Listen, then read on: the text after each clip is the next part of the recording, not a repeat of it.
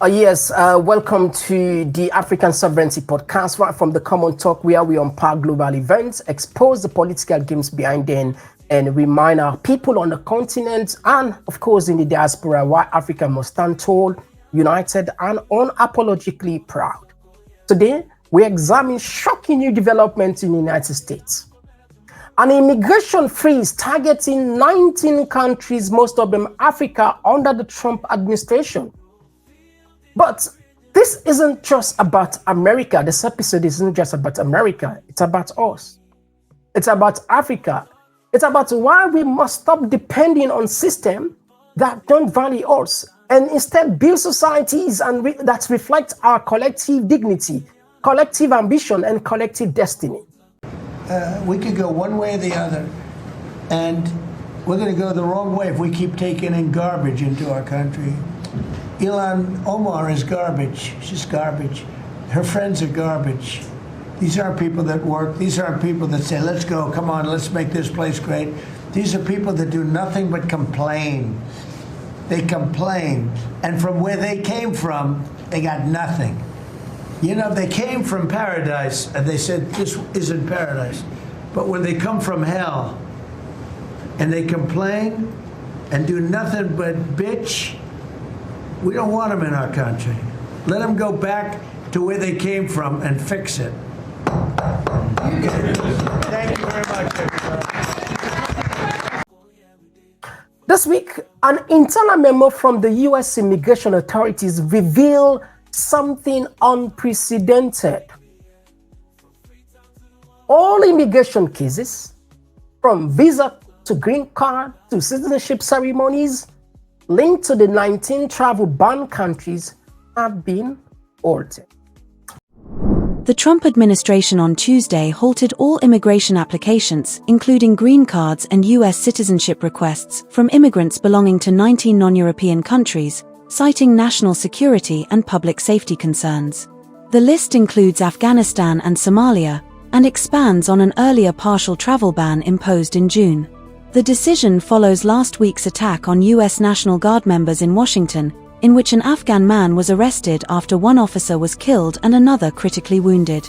President Trump has since intensified anti-immigrant rhetoric, particularly targeting Somalis. Under the new policy, all pending applications from the 19 countries will be frozen and subjected to a thorough re-review, which may require additional interviews. The memorandum refers to recent crimes allegedly involving immigrants to justify the expanded restrictions. Affected countries include Afghanistan, Burma, Chad, the Republic of the Congo, Equatorial Guinea, Eritrea, Haiti, Iran, Libya, Somalia, Sudan, and Yemen, all of which faced the harshest limits earlier this year, as well as Burundi, Cuba, Laos, Sierra Leone, Togo, Turkmenistan, and Venezuela.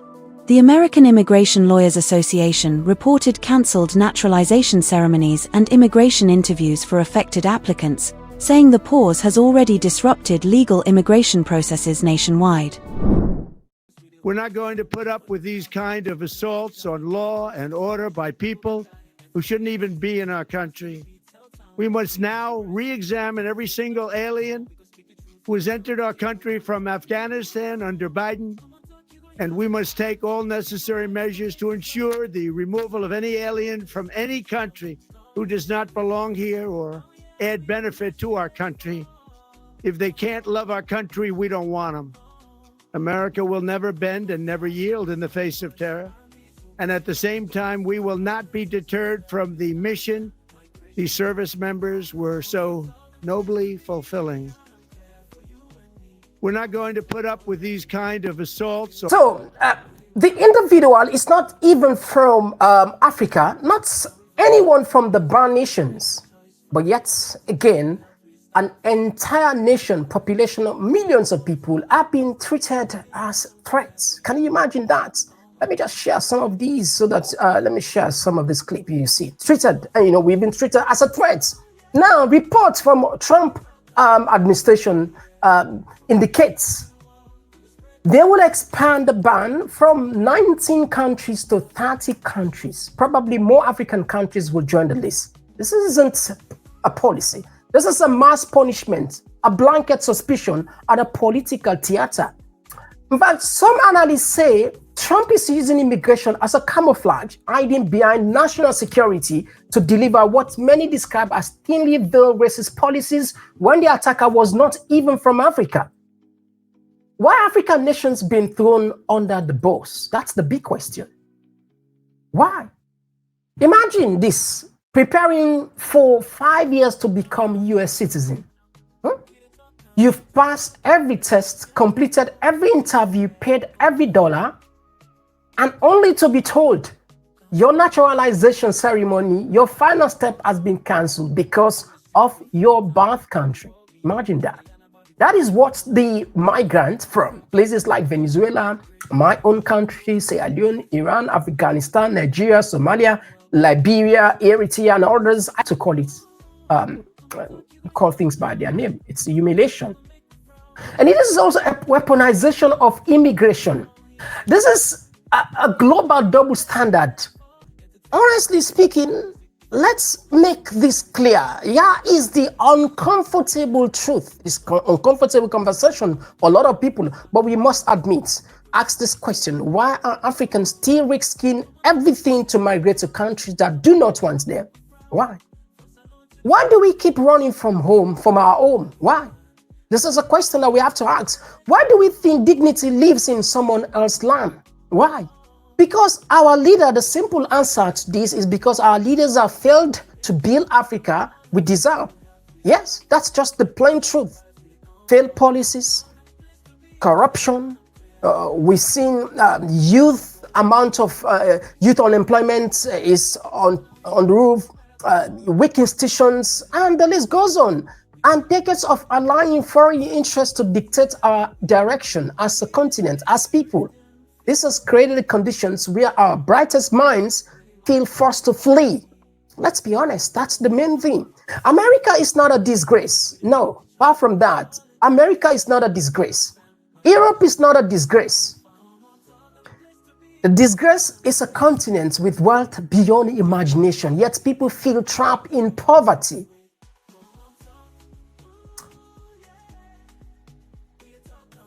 But here is a turning point at this podcast. Every policy that shut the door abroad is a reminder that our future is not overseas.